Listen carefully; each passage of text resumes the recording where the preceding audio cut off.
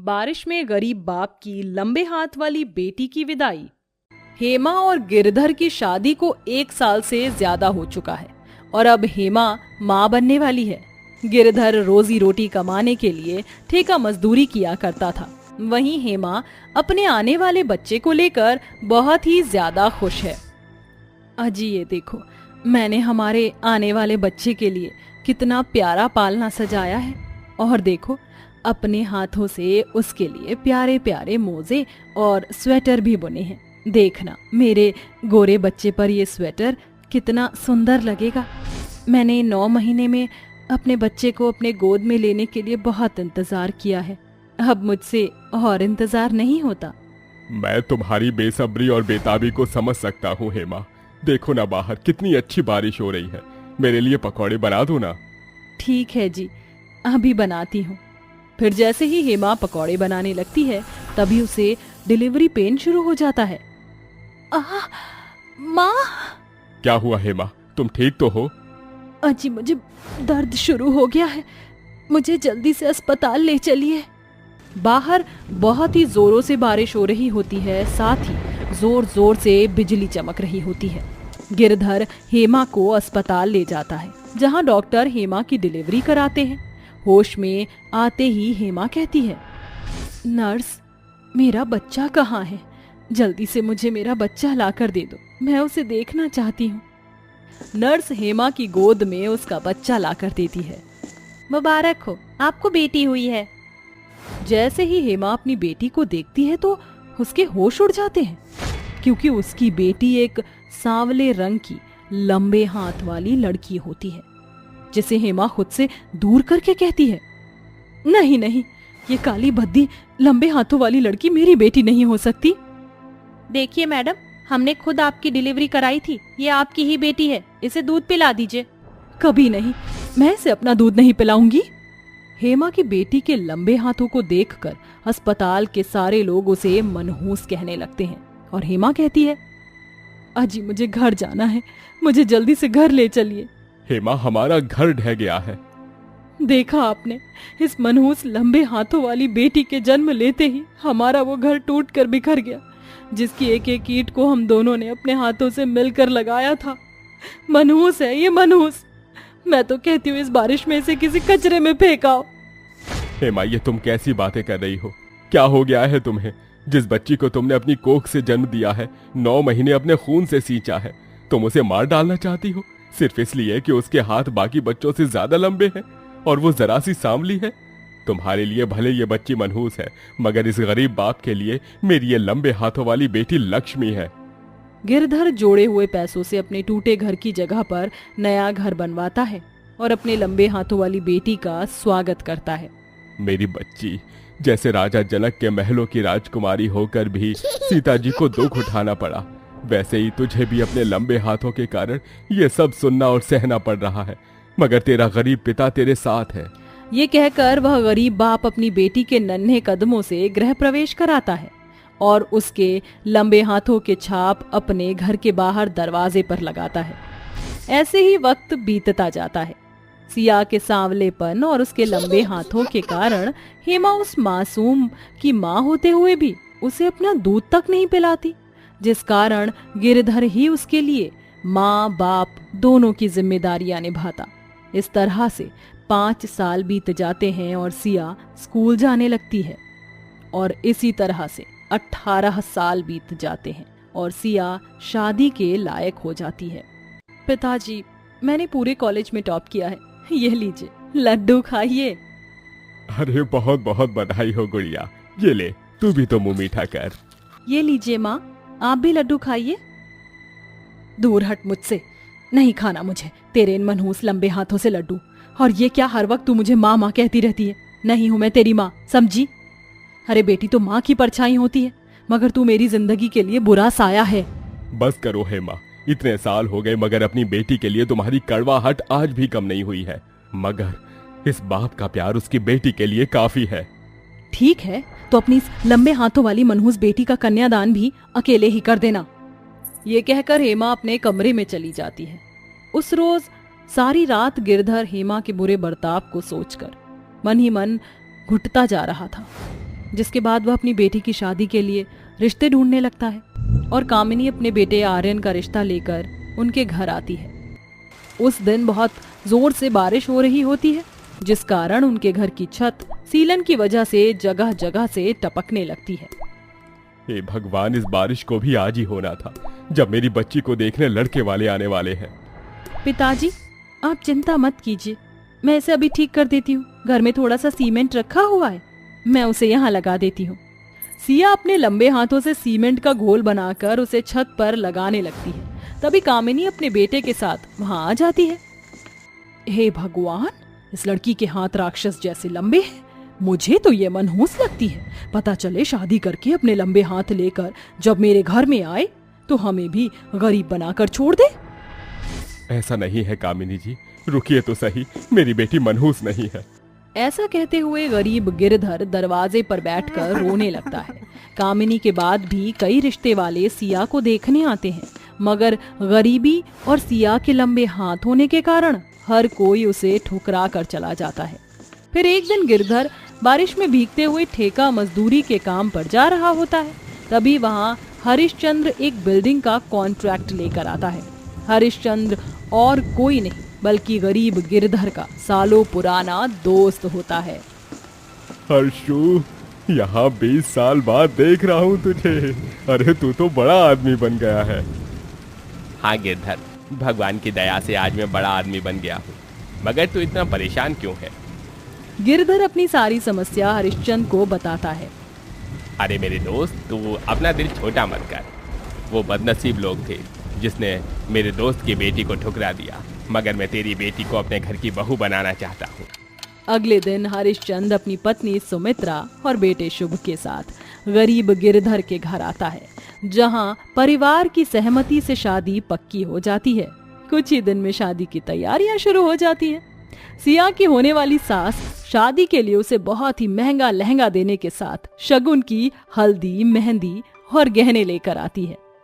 सिया बहू, ये तुम्हारे लिए, अब और इंतजार मत कराओ, जल्दी से मेरे शुभ की दुल्हन और मेरे घर की बहू बनकर आ जाओ। जानती है समधन जी, अभी तो बहू के कदम घर में पड़े भी नहीं और मेरे बेटे को बहुत बड़ा कॉन्ट्रैक्ट मिला है। सिया हमारे घर के लिए बहुत शुभ है। ये सुनकर उस गरीब बेटी की आंखें खुशी के आंसू से भर जाती हैं। जिसके बाद बारिश में ही सिया की हल्दी और मेहंदी होती है, मगर सिया की माँ किसी भी रस्म में मौजूद नहीं होती और शादी का दिन आ जाता है।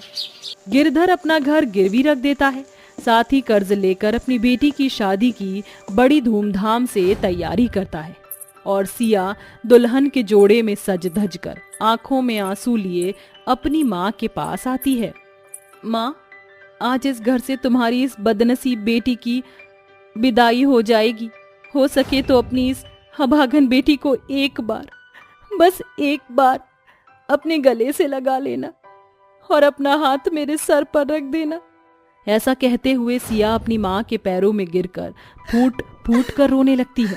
जिसके बाद हेमा की सोई हुई ममता जाग जाती है और वह अपनी बेटी को गले से लगा लेती है। मेरी बच्ची, मुझे माफ कर दे। मैंने तेरे लंबे हाथों के चलते तुझे अपना दूध तक नहीं पिलाया और तुझ पर अपनी ममता भी ना लुटा सकी, मगर आज तेरी माँ तुझे खुशी खुशी विदा करेगी। इसके बाद हेमा और गिरधर अपनी गरीब बेटी का कन्यादान करते हैं और बारिश में वह गरीब बाप अपनी बेटी को विदाई देता है। भाई साहब, चिंता मत कीजिए, बहू नहीं बल्कि बेटी लेकर जा रहे हैं। समधन जी, अगर दुनिया के हर ससुराल वालों के लिए बहू बेटियां बन जाए, उस दिन के बाद से बेटियां किसी गरीब बाप के लिए बोझ नहीं रहेगी और ना ही किसी की बेटी दहेज की आग में झुलसेगी। जा मेरी बच्ची, तेरा ये गरीब बाप आज तुझे दिल से भर कर दुआएं देता है कि तुझे तेरे ससुराल में हर वो खुशी मिले कि तुझे अपने मायके की कभी याद ना आए। इस तरह से गरीब बाप अपनी लंबे हाथ वाली बेटी को खुशियों भरी विदाई देता है। मेघा अपने पति दीपक, 6 साल की बेटी मुन्नी और अपने सास ससुर शोभा और रमेश के साथ एक छोटे से घर में रहती थी। मेघा एक सर्वगुण संपन्न बहू होती है जो अपने घर की जिम्मेदारियों को भली भांति निभाती है। लेकिन मेघा के काले रंग की वजह से मेघा की सास शोभा उसे बिल्कुल भी पसंद नहीं करती है। मेघा शोभा को एक आंख नहीं बाती है। हे राम, सुबह के 7 बज गए हैं, लेकिन नाश्ता मिलने का तो कोई सवाल ही पैदा नहीं होता। अभी तक चूल्हा भी यूं का यूं ही ठंडा पड़ा हुआ है। मेघा, अरे ओ मेघा, कहाँ मर गई? आई माँ जी आई, बोलिए क्या हुआ? कहाँ मर जाती है 2-2 मिनट में? 7 बज गए हैं, लेकिन अभी तक नाश्ता नहीं बना है। चूल्हा भी ठंडा पड़ा हुआ है। आज क्या बिना नाश्ते के ही रहना पड़ेगा? आप तो जानती है ना, कल रात तेज बारिश की वजह से घर में पानी भर गया था, तो पूरी रात पानी को घर से बाहर निकालने में ही चली गई। ठीक से नींद भी नहीं मिल पाई, इसीलिए सुबह उठने में थोड़ी देर हो गई। तो तूने कौन सा हमारे ऊपर कोई एहसान कर दिया? ससुराल है ये तेरा, और तू उस घर की बहू है। तेरा फर्ज बनता है, समझी? एक तो ना जाने क्या मेरी मत मारी गई थी जो तू जैसी काली को मैं अपने घर की बहू बनाकर ले आई। ये सोचकर कि रंग काला है तो कम से कम दहेज तो अच्छा खासा मिलेगा, लेकिन नहीं, तेरे माँ बाप ने तो दहेज में एक फूटी कौड़ी भी नहीं दी। अब यहाँ खड़ी खड़ी मेरा मुंह क्या ताक रही है? जाकर नाश्ता बना। मेघा के काले रंग और गरीबी की वजह से शोभा हमेशा उसे ताने दिया करती थी, लेकिन अब मेघा को इन सारी चीजों की आदत सी पड़ गई थी। इसलिए बुरा न मानते हुए मेघा चूल्हे के पास जाकर नाश्ते की तैयारी करने लगती है कि तभी मेघा के पास उसकी बेटी मुन्नी आ जाती है। माँ देखो ना, बाहर कितनी अच्छी बारिश हो रही है। इस बारिश में तो गर्मा गर्म पकौड़े खाने का मन कर रहा है। प्लीज मेरे लिए पकौड़े बना दो ना, बहुत दिन हो गए हैं पकौड़े खाए हुए। पकौड़े बनाने के लिए तो घर में बेसन ही नहीं है। बिना बेसन के पकौड़े कैसे बनाऊं? और मुन्नी कब से पकौड़े मांग रही है। अगर आज मैंने इसे पकौड़े बनाकर नहीं दिए तो ये रो रो कर अपना बुरा हाल कर लेगी। कुछ तो बोलो ना माँ, बनाओगी ना आज पकौड़े?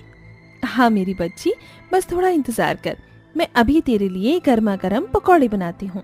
इतना कहकर मेघा बारिश में भीगती हुई किराने की दुकान पर जाती है और अपने पल्लू में बंधे हुए 20 रुपए का नोट किराने वाले की दुकान में देकर 20 रुपए का बेसन खरीद लाती है और उससे गर्मा गर्म अपने पूरे परिवार के लिए पकौड़े बनवाती है। सभी पकौड़े खाने बैठे ही होते हैं कि तभी बारिश की रफ्तार और तेज हो जाती है, जिस वजह से मेघा की छत से पानी टपकने लगता है। अरे आधे तो हम गरीबी की जान इस बारिश ने ही ले रखी है। देखो तो जरा कैसे छत से पानी टपक रहा है। माँ देखो ना, छत से टपकता हुआ पानी पकौड़े में पड़ रहा है। ऐसे तो हमारे सारे पकौड़े खराब हो जाएंगे।